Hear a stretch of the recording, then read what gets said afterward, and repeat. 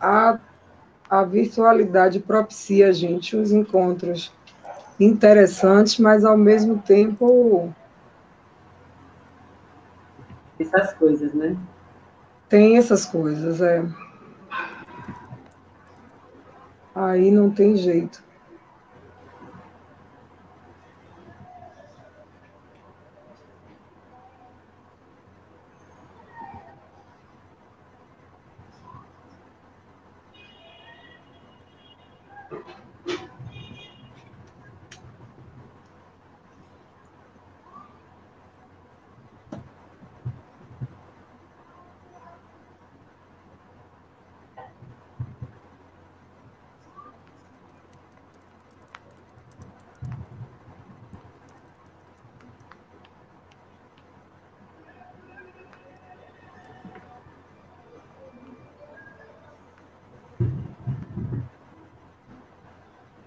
E Igor não está conseguindo não colocar a live? Ele já colocou. Vamos começar. Pronto, vamos embora. Porque entre colocar e a gente começar. Boa noite a todos e todas. Hoje é mais um dos dias especiais que a editora Segundo Selo tem ofertado para a literatura negra, de autoria negra, produzida no nosso país. Hoje é o dia de mais um lançamento de uma obra espetacular de Odailta Alves, dessa coleção, que é a das Pretas. É uma coleção que é importante que a gente ressalte, que dá coordenação editorial da coleção, a equipe completamente que compõe o projeto da coleção é uma equipe composta por mulheres, né? Então é importante que a gente diga isso, para reafirmar, inclusive, esse lugar de hoje, que é do lançamento dessa obra, de Odailta Alves, Nenhuma Palavra de Amor, né? É mais uma das obras da coleção das Pretas, que segue essa tecnologia ancestral de construção das nossas coisas, que nos foi bem ensinado lá atrás pela Irmandade da Boa Morte, onde as mulheres não só se organizaram para suportar as agruras do processo da escravização, mas também para conquistar a liberdade. Eu acho que essa coleção ela carrega um pouco dessa atmosfera, porque é uma articulação, né, de mulheres negras em prol das vozes de mulheres negras na literatura brasileira. Então, é um projeto de fundamental importância. Meu nome é Ana Carla Portela, eu integro também o conselho editorial desta coleção, assim como várias outras mulheres que fazem parte.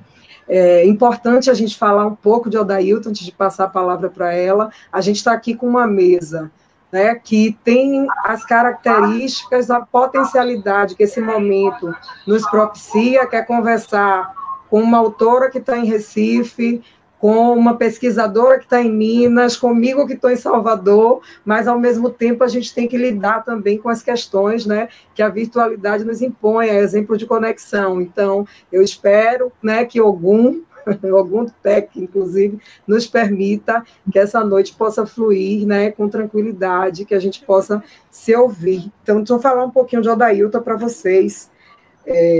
Odailta é de Recife, tem a mesma idade que eu, não vou dizer qual, se a Odailta quiser que confesse, mas nascemos no mesmo ano.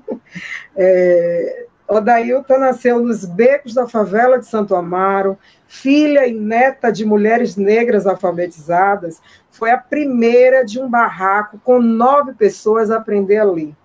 Formou-se em letras com mestrado em linguística na UFPE, transformou suas origens negras e pobres em inspirações para escrever e quebrar com os silenciamentos. Em 2016, Odailta lança, de forma independente, como muitos dos nossos, né, têm feito para garantir a sua voz, Clamor Negro, que vendeu mais de 2.500 exemplares. E aí seguem as publicações. Cativeiro dos Versos, Escrevivência, Letras Pretas, todos lançados de modo independente, e hoje é com muita alegria que a gente tem aqui Nenhuma Palavra de Amor. Compondo conosco essa mesa, Nós temos Juliana Sankofa. Juliana Sankofa também é escritora e criadora do grupo Pretas das Letras e uma das idealizadoras do Encontro Nacional de Escritoras Negras, Negras. Ainda possui publicações nos Cadernos Negros, na Antologia Paulista, Antologias Paulistas de grande renome, e é pesquisadora também, com foco na área de literatura e questões raciais. Tem mestrado em estudos literários pela Universidade Federal de Juiz de Fora. Então, estamos aqui com uma mesa de mulheres negras, né, das pretas, para tratar da coleção das pretas. Vamos começar? Juliana, a palavra está contigo. Nós somos responsáveis por desenvolver uma conversa com a Dailton. Eu passo para ti, depois você para mim, e aí a nossa autora, Juliana, parece que caiu. É isso. Já que Juliana caiu, eu já começo fazendo uma para ti, Dailton, com base, inclusive, nesse legado, né, de construção, de tecnologia, de construção das nossas existências enquanto mulheres negras, Dailton. Tem um poema muito bonito, dentre tantos outros na tua obra, que é Mãos, né, da página 65. Você quer que eu leia ou você faz a leitura, que eu queria que a gente pudesse refletir a partir dele? Leia, por favor, porque, assim, primeiro eu quero agradecer a Segundo Selo, né, por ter me incluído nesse projeto tão bonito, né, Fernanda, Jorge, Alice aí, que tiveram contato comigo. Um trabalho muito cuidadoso, muito acolhedor. Então, quero agradecer pelo projeto, agradecer por prestigiar as minhas escritas nesse projeto, né? Agradecer a você, Carla, por estar aqui nessa mediação, prazer conhecê-la, Juliana, que a internet está assim, mas que é uma parceira de longas datas também, companheira. E dizer que em tempos de pandemia, de greve dos Correios, né, os meus exemplares do livro não chegaram em mãos. Então, assim, você lê algum... Eu tenho os poemas escritos aqui no meu computador, eu vou achando aos poucos, eu tenho alguns de cor, e adorarei recitar, porque tem muita coisa aí, né, que somos nós. Leia em mãos para a gente poder estabelecer esse diálogo. Conversar. Mãos, chuvas de balas anunciam que dias de chumbo virão. Ninguém larga a mão de ninguém. Mas quem contém a mão da escravidão? Desse monstro social sedento de carne preta, dinastia, ditadura, militarização, é rotina na favela. Polícia metralhando o barraco, flor, caixão, vela. E a dor de mais uma mãe preta brota no túmulo da impunidade. Ninguém larga a mão de ninguém, mas quem contém a mão da saudade de um filho que já não vem? Então, Dailton, esse poema aqui fortíssimo, que eu abro essa noite com ele me revolveu as entranhas. Eu queria que você falasse um pouco da tua obra a partir dele, e a partir de uma reflexão que uma pesquisadora baiana também traz sobre a escrita de mulheres negras, que é esse sujeito poético que, através da voz, ele se refaz e ele também tenta romper com esse epistemicídio que submetem ao nosso povo, em especial as mulheres negras, que é secular, que é a pesquisadora Flora. Eu queria que você falasse um pouco disso, a partir desse Mãos Dadas, né? Ninguém larga a mão de ninguém, mas a gente sabe quem está segurando as nossas mãos, né? De quem é que vai encaminhar as nossas dores. Então, eu queria que você falasse um pouco disso. Exato. Esse poema ele me atravessa muito fortemente, porque ele foi escrito no contexto onde a sociedade toda estava falando do medo da ditadura, né? A ditadura voltar. Eu disse, de onde eu venho, a ditadura nunca saiu, sempre esteve presente. A polícia nunca pediu licença para invadir o meu barraco e matar 2 irmãos, por exemplo. Né? Então, assim, a minha mãe chorou no túmulo dos meus irmãos. Eu, criança, adolescente, também passei por essa dor. E aí, é a gente trazer essas vivências, né, essas escrevivências para a poesia, dizer que tudo cabe na poesia e que a poesia ela vai entrar para tirar, muitas vezes, as pessoas do lugar do conforto, né? Porque eu acho muito interessante quando eu digo assim, vou abrir um evento com poesia. Estou cansada das pessoas falarem assim, ai, que bom, vai ter um momento de relaxamento. Aí eu pego a palavra de Conceição Evaristo e digo, a minha poesia ela não é para acalentar a casa grande. Né? Na verdade, ela vai trazer a história do meu povo, a minha história, né? Ela vai procurar quebrar com esse processo de silenciamento das nossas vozes, vai denunciar um sistema genocida, racista, né? Eu digo, eu nasci e me criei numa favela, e a favela, para mim, é um espaço de muita alegria. A favela só é dor quando o Estado entra violentando. Entra por meio da polícia, né? Entra por meio da falta de saneamento, sabe? Entra com uma educação que fracassa com as nossas narrativas, com a saúde que violenta os corpos negros. Então, o Estado violenta a favela, mas a favela é um local de muito aprendizado, é um aquilombamento, é um local de solidariedade, e é essa favela que também procuro trazer nas minhas escrevivências, nos meus poemas, nas minhas narrativas.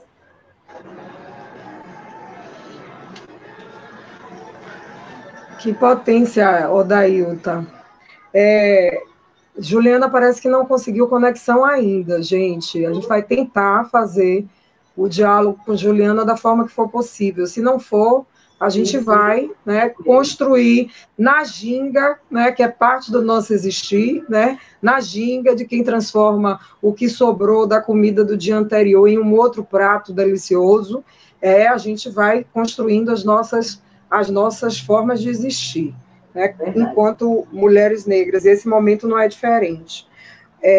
Odailton, eu queria que você falasse um pouco mais desse feminino que é construído na tua poética, né, que, de certa forma, Mãos Dadas, que a gente viu, já ressalta um pouco isso, que é essa mulher que entende qual é a sua condição, né, e quais são as suas dores, né. Shirley Tate vai dizer que um dos agenciamentos importantes para as mulheres negras é transformar a dor em raiva, né? A tua poética ela tem muito disso, essa dor que é transformada em raiva, porque Shirley, a pesquisadora, né, a pensadora, ela vai dizer para a gente que a dor ela nos definha, né? Mas quando a gente transforma, de fato, essa dor que é imposta aos corpos negros, né, nesse mundo antinegro que a gente vive, colonial, a gente acaba agenciando formas de resistência. A literatura das mulheres negras é uma dessas formas de resistência. Então, eu queria que você falasse um pouco disso, né? Existem vários poemas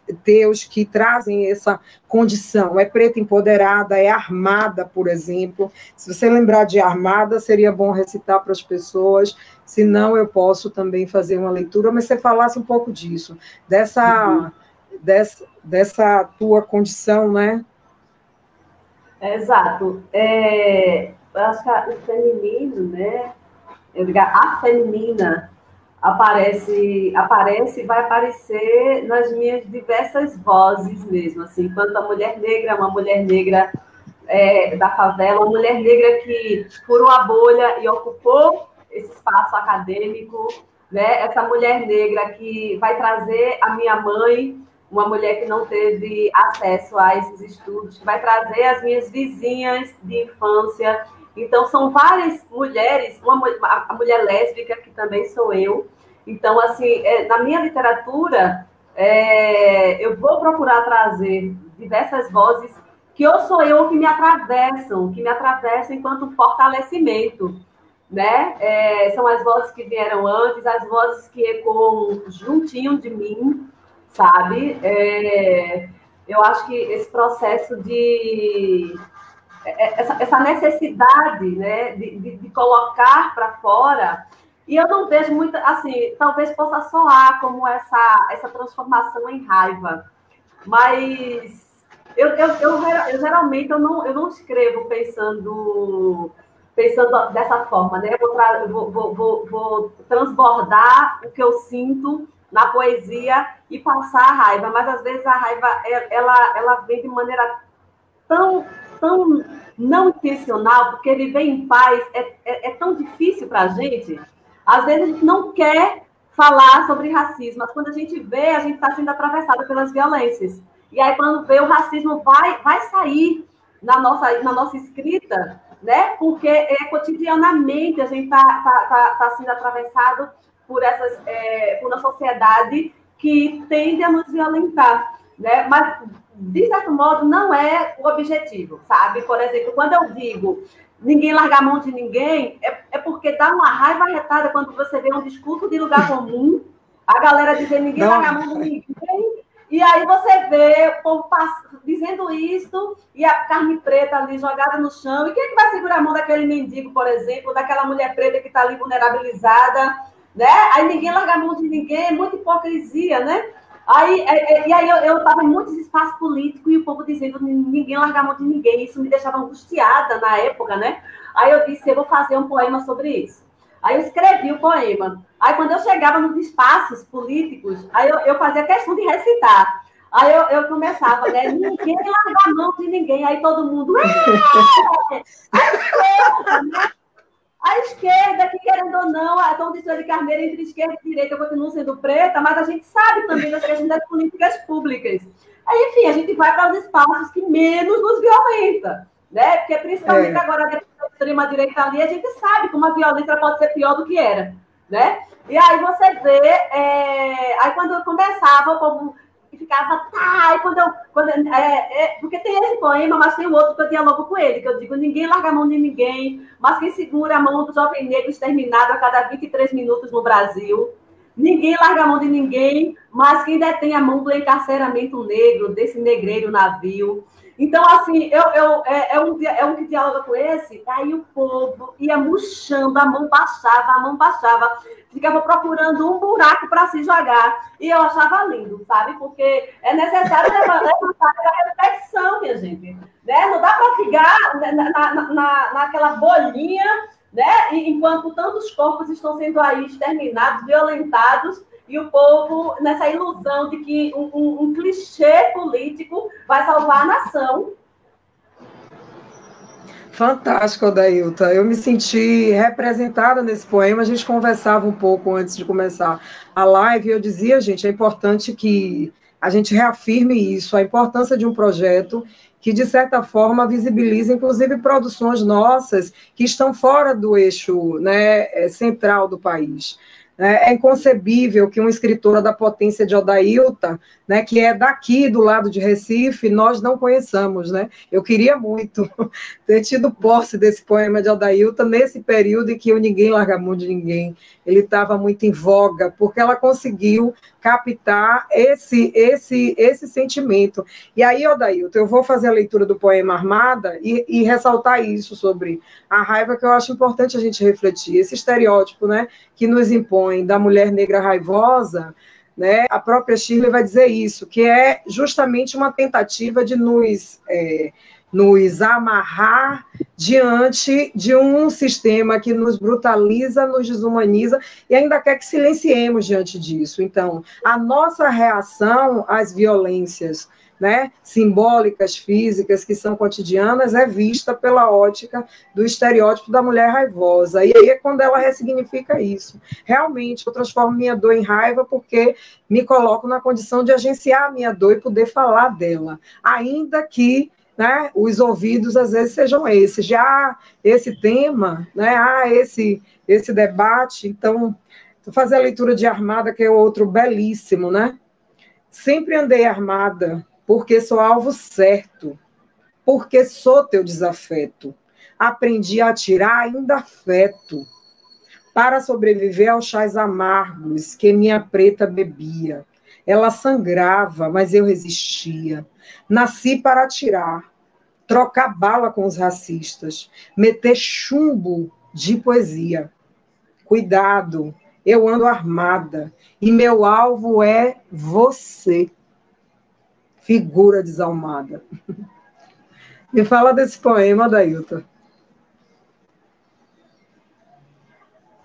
Olha, se eu te disser que eu não tenho nem o que falar, que eu nem lembrava muito dele, É mesmo? eu vou ser bem verdadeira. Assim, é aquele tipo de poema que eu não recito muitas vezes. Mas eu lembro que foi um poema que eu estava muito pé da...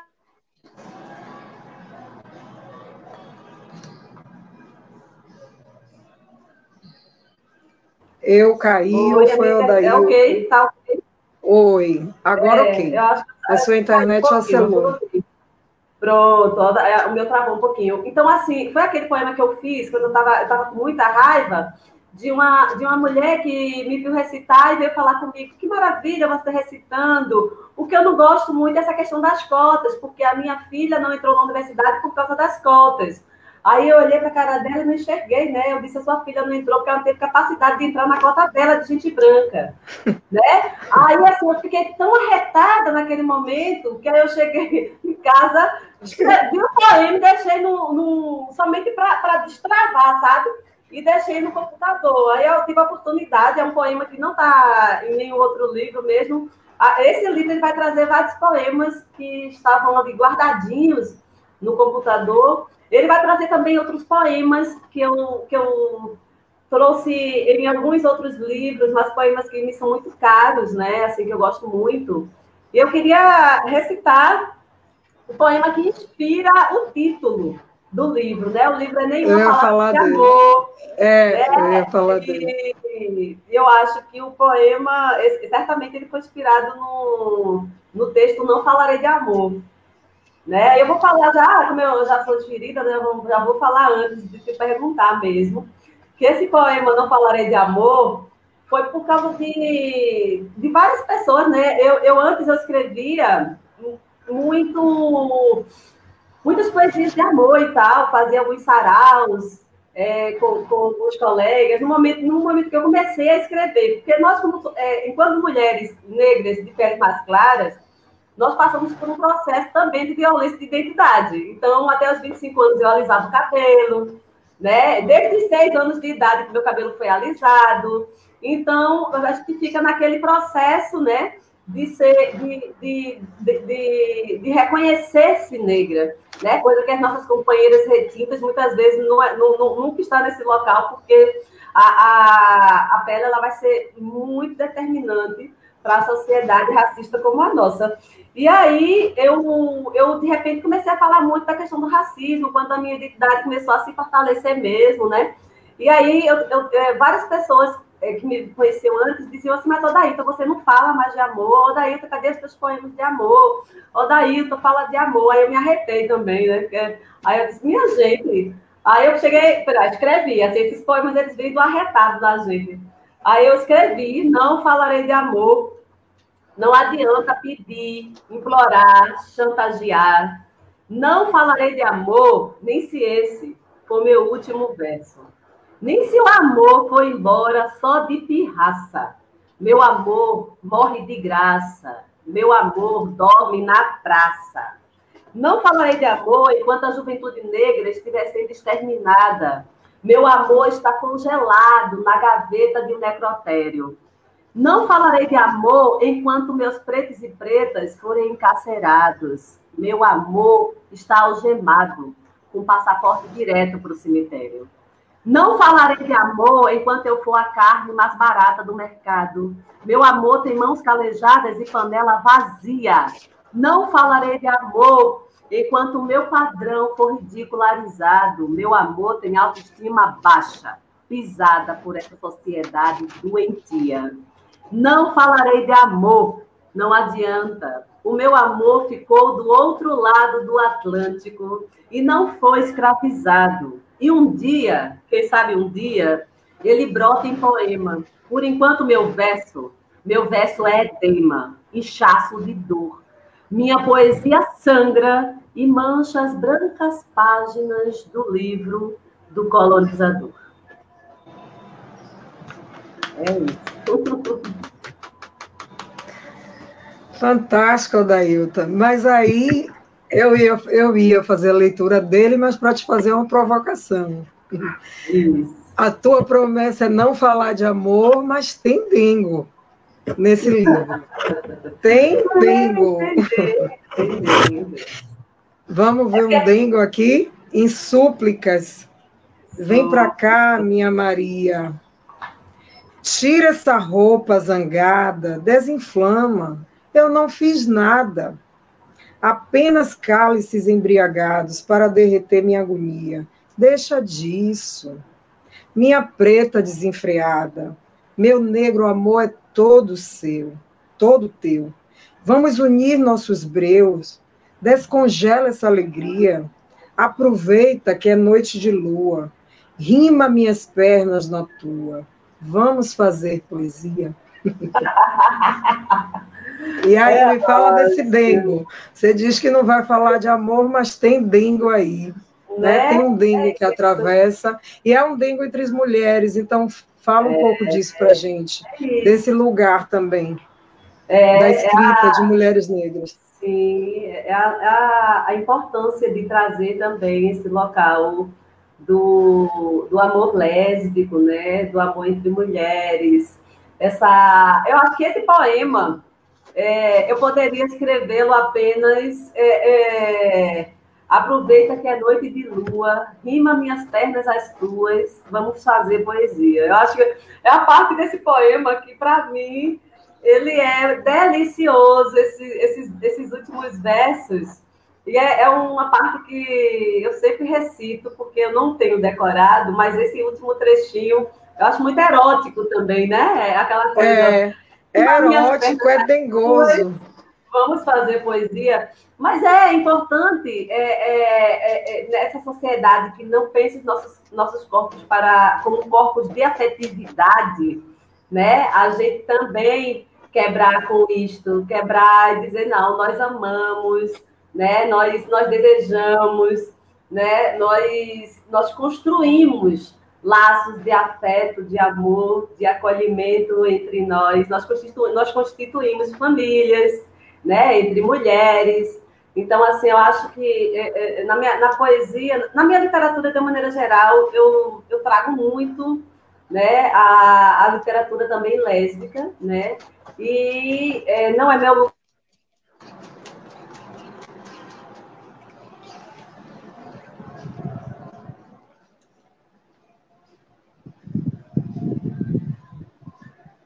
Acho que interrompeu, gente, Odailta. Mas a conexão dela está intermitente, mas geralmente retorna logo. Juliana, que a gente...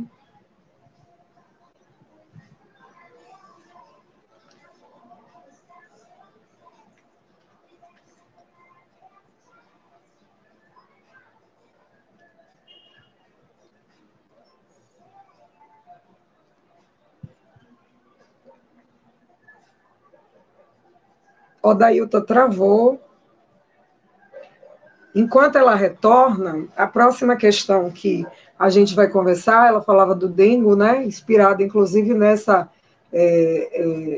definição que Davi Nunes reclama, inclusive enquanto reflexão, né? Enquanto o dengo ele é importante para a nossa existência negra, enquanto ele nos segura, né? Nesse mundo. Odailta também na sua obra, que é nenhuma palavra de amor, mas dá muito afeto, né? E essa palavra de afeto está justamente nesses laços, né, que são ancestrais, que também vão nos construindo enquanto sujeitos nesse mundo. Então, há um poema dela que é Reverência Negra, enquanto ela não retorna. Eu vou fazer a leitura dele para vocês, que é belíssimo, justamente constrói essa ideia, né, de como vamos sendo feitos a partir das muitas que nos antecederam, a exemplo do Vozes Mulheres de Conceição Evaristo. E salve minha avó preta, que, abortada pela escola, pariu todo o conhecimento do mundo. Nunca foi negra cativa. Tatuava a palavra liberdade nos desejos mais profundos. Benzia, tirava olhado, tirava daquele chão, molhado de ancestralidade, as letras que a encantavam. Letras fruto de muitos bordados.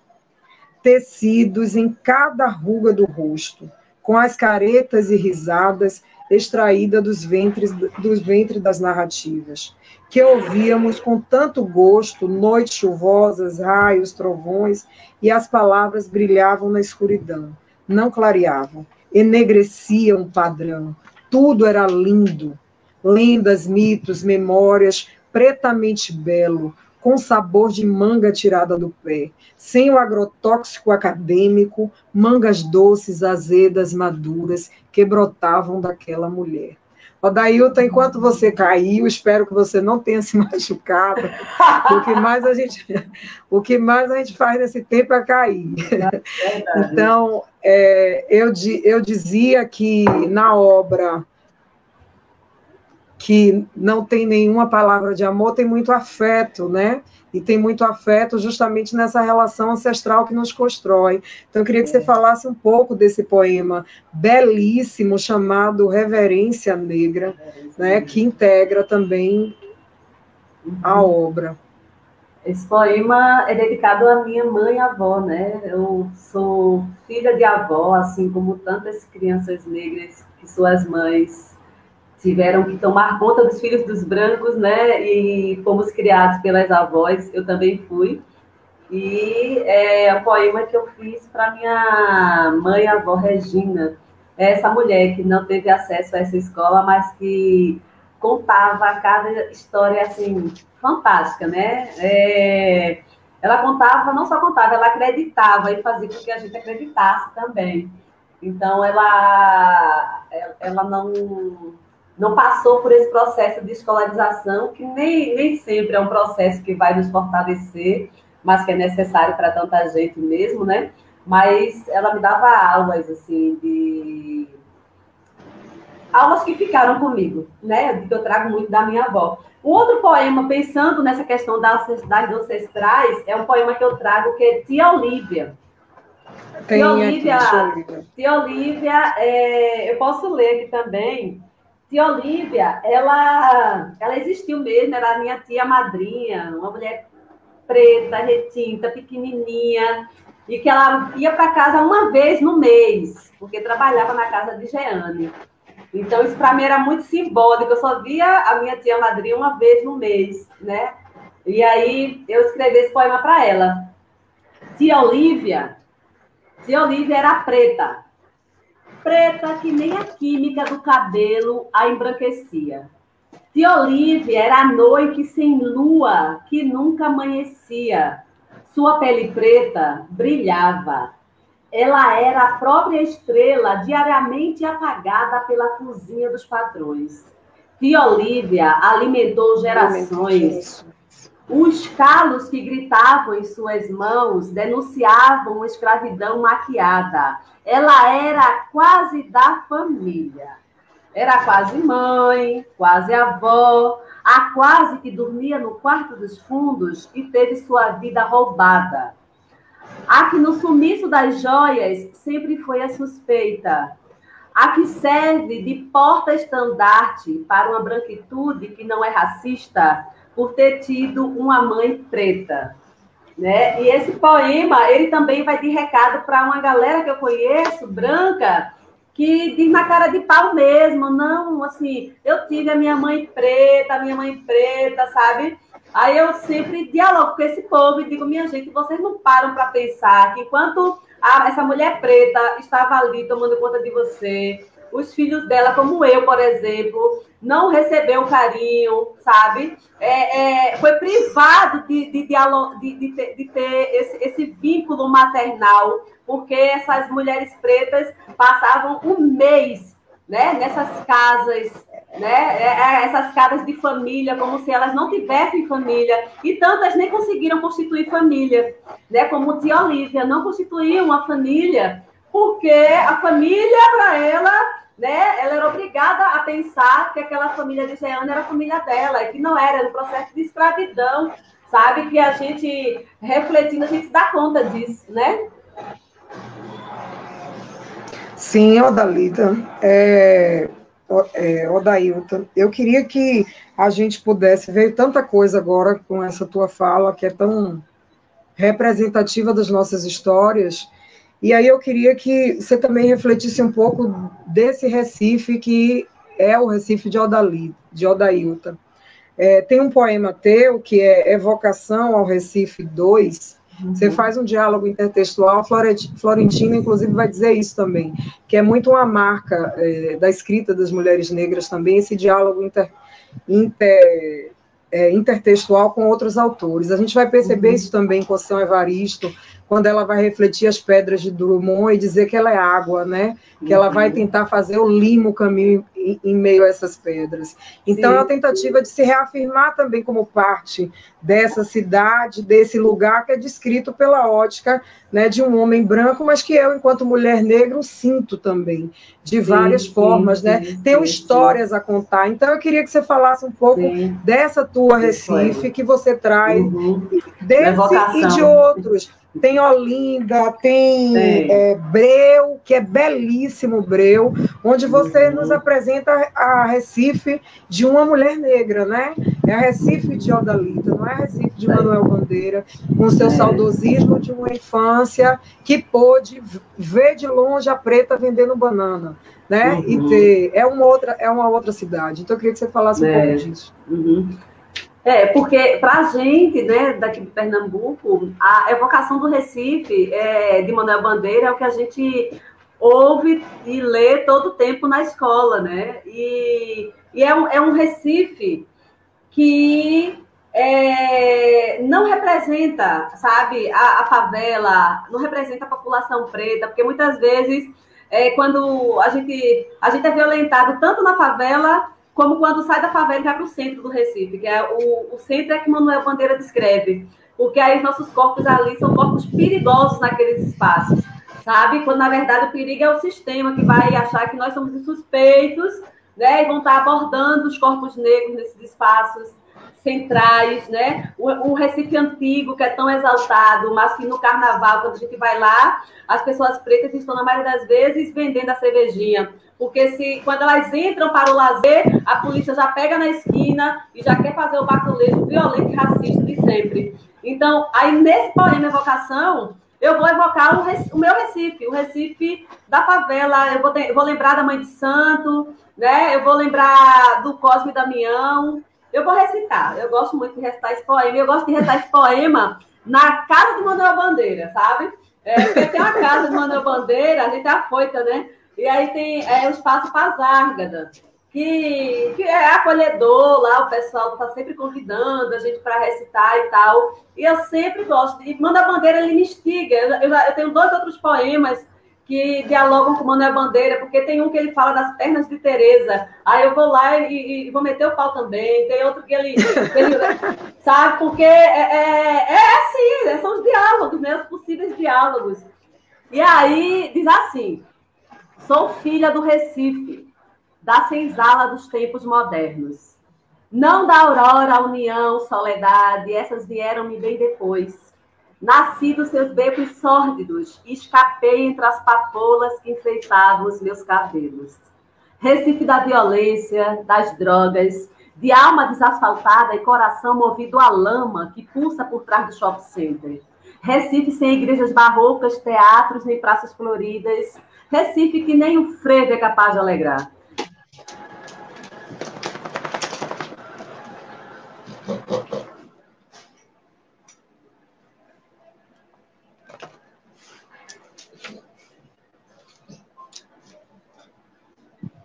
Acho que a Odailton travou novamente.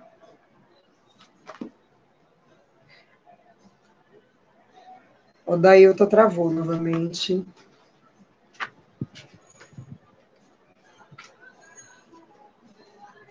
No meio da declamação de Evocação ao Recife 2. Vamos aguardar só um minutinho para ver se ela retorna, porque eu acho que seria importante que ela recitasse para nós.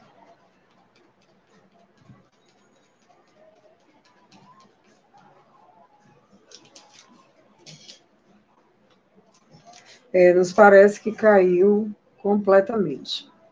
Mas ela retorna, né? Enquanto ela não retorna, para a gente não ficar sem o diálogo com a obra, outro aspecto também que eu destaquei, que era possível da gente discutir, dentre as várias possibilidades que a obra de Odailton nos traz, é que a gente precisa valorizar essa heterogeneidade que tem nas vozes das mulheres negras e de sua experiência. experiências e de como, de certa forma, elas representam uma revalorização, né, uma valorização desse corpo negro negado, e desse corpo negro em todas as suas dimensões. A obra de Odailton, ela atravessa muito as nossas várias mortes, inclusive as mortes simbólicas, né? Tem poemas fortíssimos, a exemplo de genocídio, que refletem justamente aquilo que o Estado nos impõe, mas há poemas também como Suicídio, que é o nome que ela dá, que ela vai construir essa ideia de uma outra forma, né? E vai construir de uma outra forma para a gente entender que esse mundo antinegro afeta também as nossas subjetividades e a forma como nos vemos. E isso vai fazendo com que, de certa forma, às vezes a gente introjete isso e sucumba.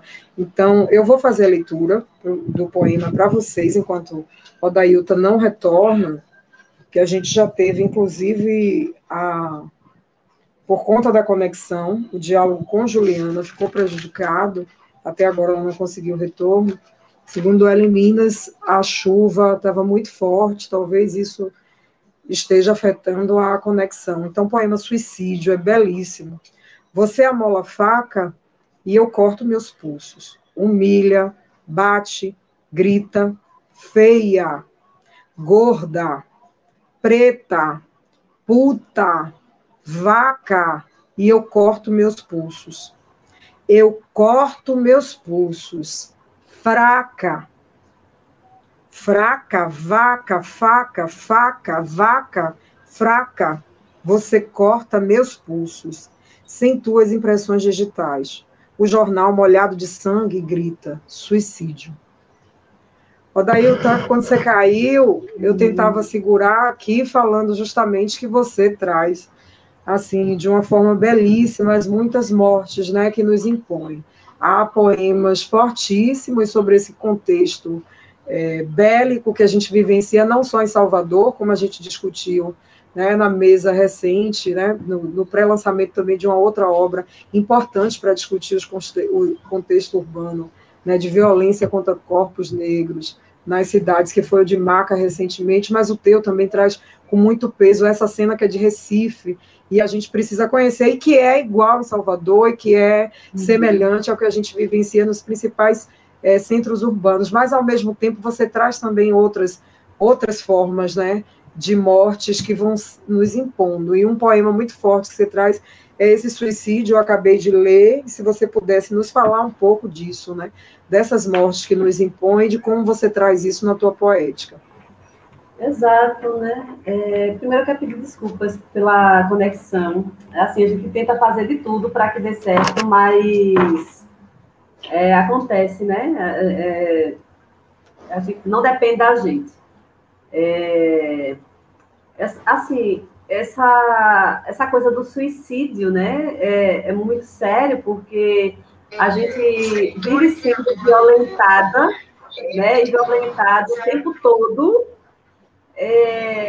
Às vezes não consegue, né? Não suporta esse local de agressões que nos colocam, e aí pula da ponte, né? Mas isso não é um suicídio, sabe? Isso para mim, é a mesma coisa que acontece com relação a esse termo desistência escolar. Né? A população negra está muito no índice dessa desistência escolar. Eu sempre digo que ninguém desiste de coisa boa. Né? Então, que desistência é essa?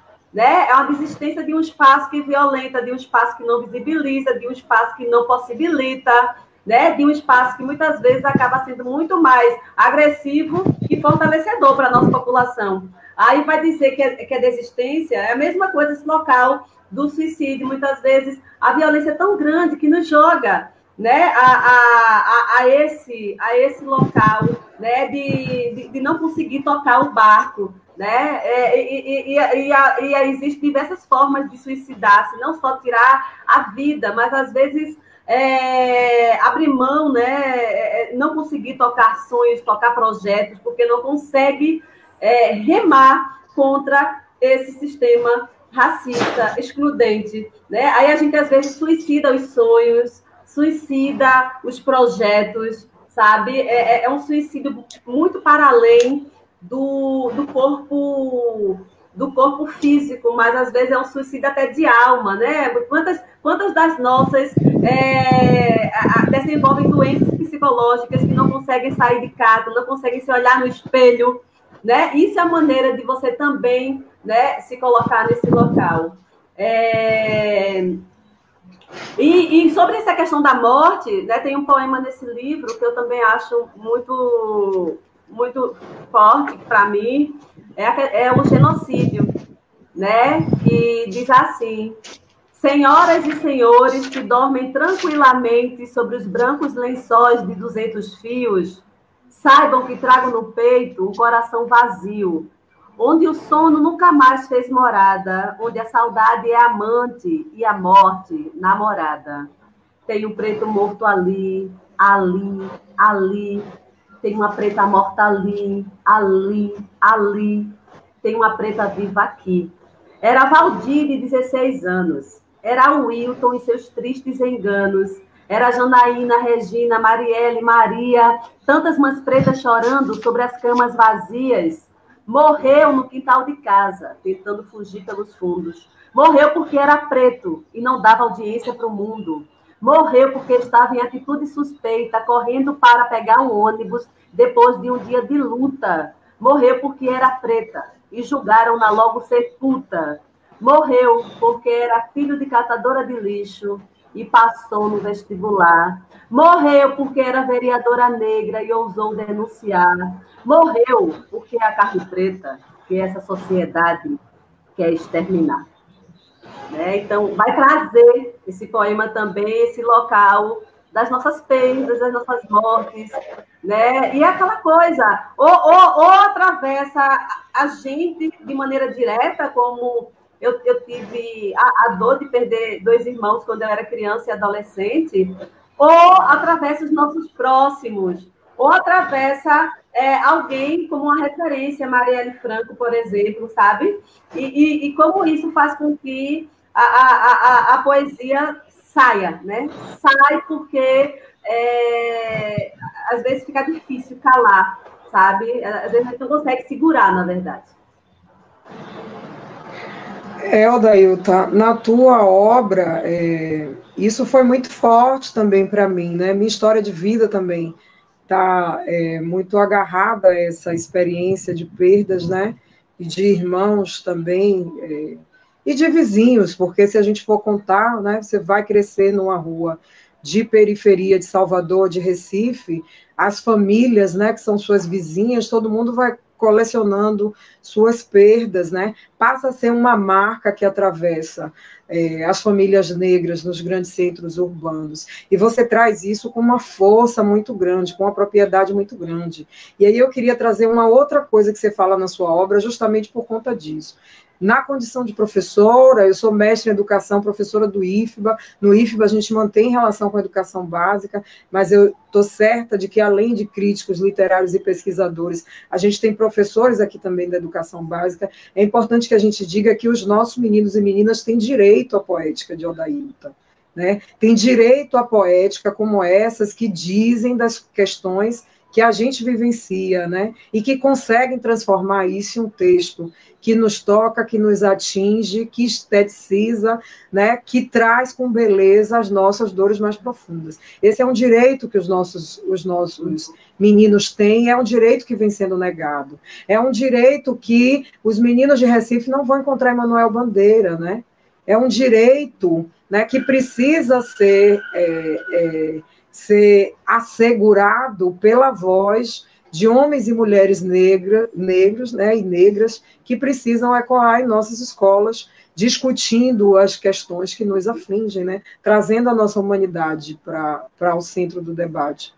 Verdade, Ana Carla. E aí a gente vai entrar no embate muito grande, né, que é a categorização da nossa literatura, né, literatura de militância.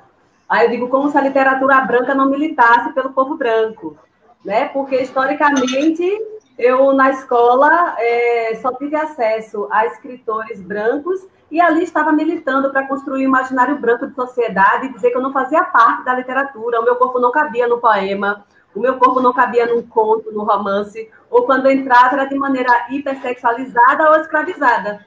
Então, assim, vai colocar a nossa literatura como uma literatura marcada, como se a literatura branca não marcasse os corpos brancos ali dentro, né? Literatura de resistência, de militância. Eu digo que até resiste, porque numa sociedade racista como a nossa, estarmos brotando em poesia é uma resistência, porque não é tranquilo, sabe? Não é tranquilo. Nós trazemos nas nossas escritas dores, sabe? E não porque eu gosto de falar de dor, não. Eu gosto de falar de várias coisas.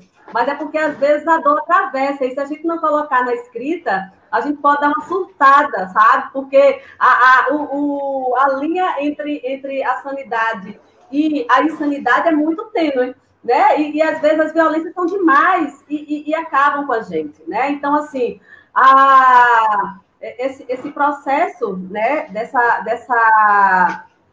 dessa literatura nos espaços escolares, né, é um processo urgente, mas, ao mesmo tempo, não é fácil, porque quem está no poder, né, é sempre um homem branco, cis, hétero, né, e é muito perigoso colocar a literatura como a minha, e de tantas pretas e pretos na escola, e dizer àquele estudante e aquela estudante preta e preta que eles também podem escrever, que eles também, né, podem ocupar esses espaços, que as histórias deles dão um livro, sabe? Que eles não são os objetos de estudos, eles são os sujeitos dessa narrativa.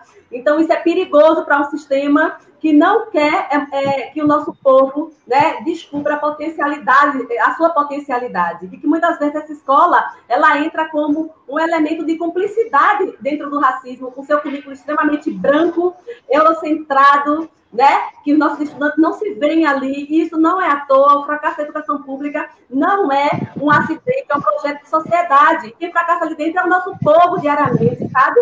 Então, assim, eu não sou iludida com isso, eu sei que vai demorar muito, porque uma escritora como Conceição Evaristo só conseguiu ser conhecida depois de 70 anos, e nossos alunos das escolas públicas ainda não estão lendo Conceição Evaristo.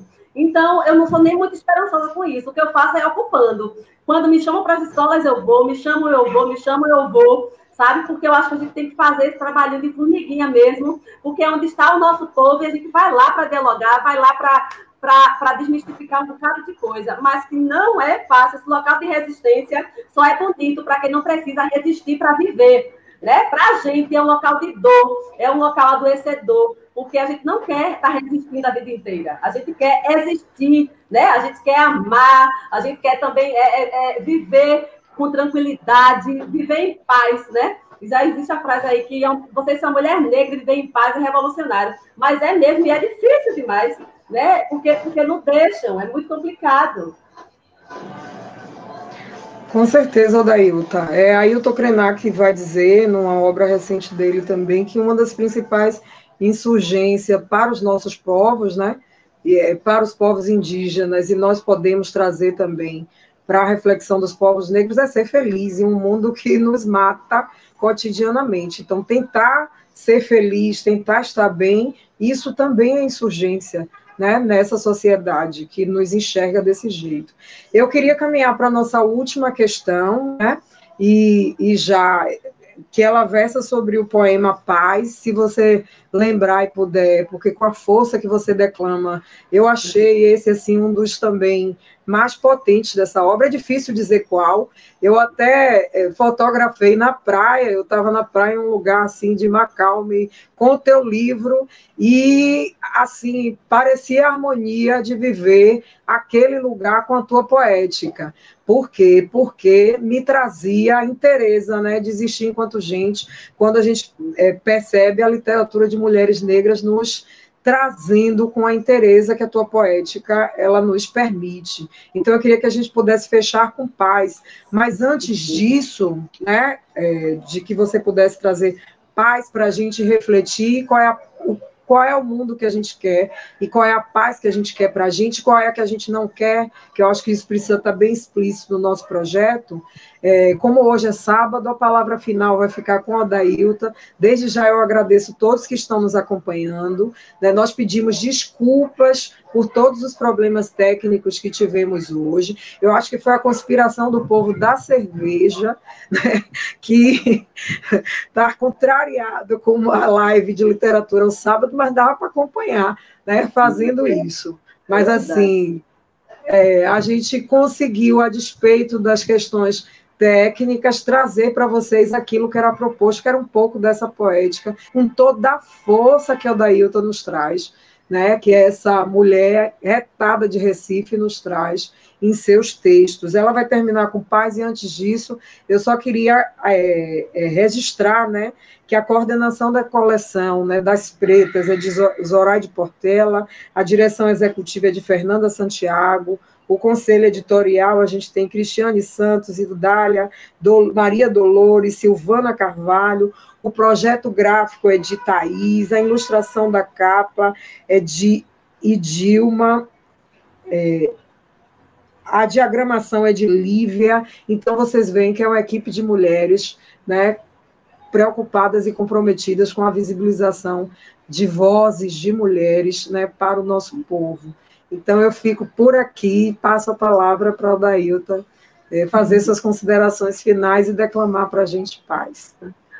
Eu quero agradecer, né, novamente a todas, né, e todos que fazem a Segundo Selo, né, por estar fazendo parte desse projeto lindo.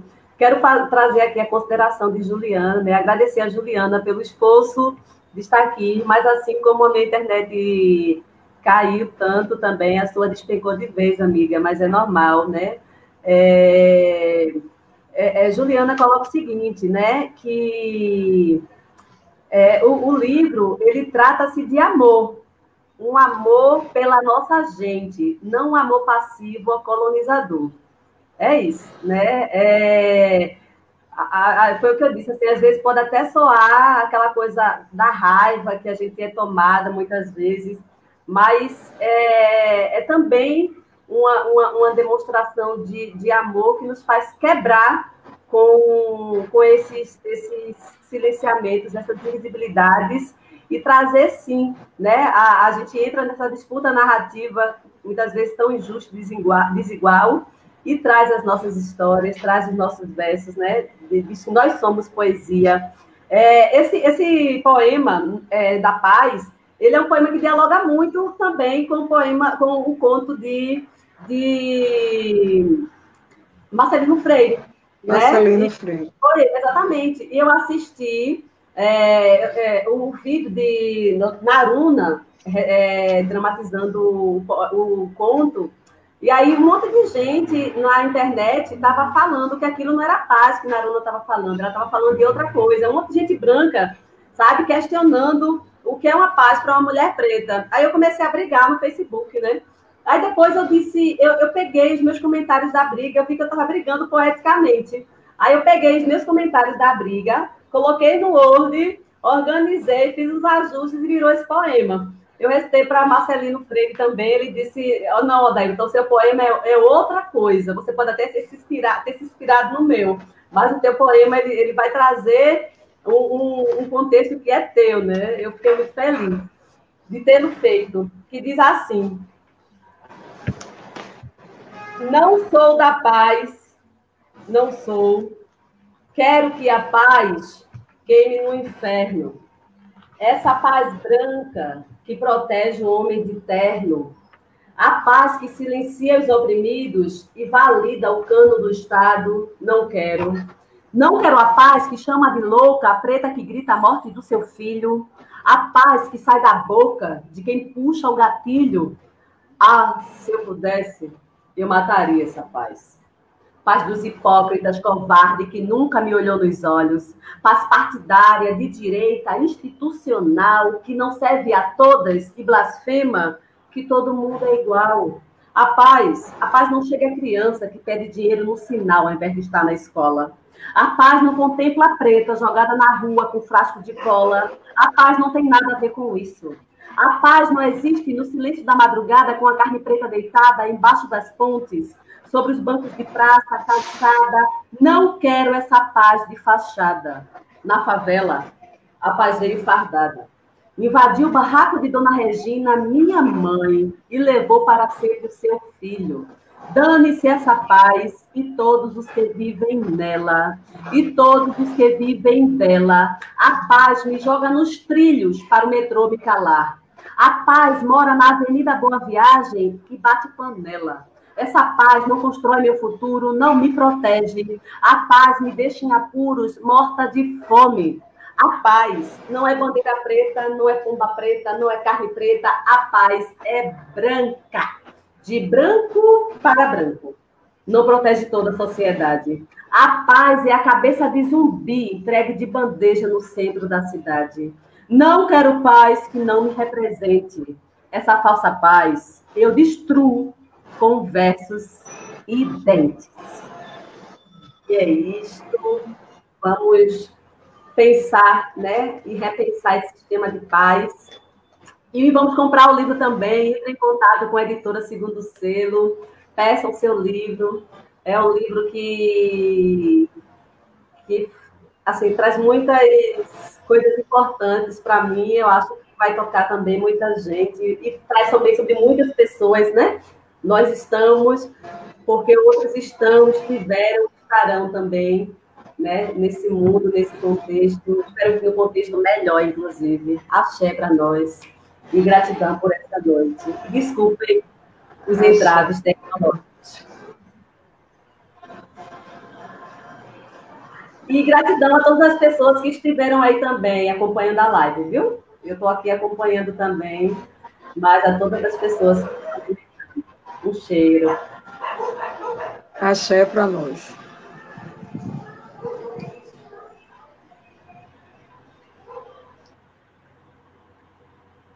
Ah,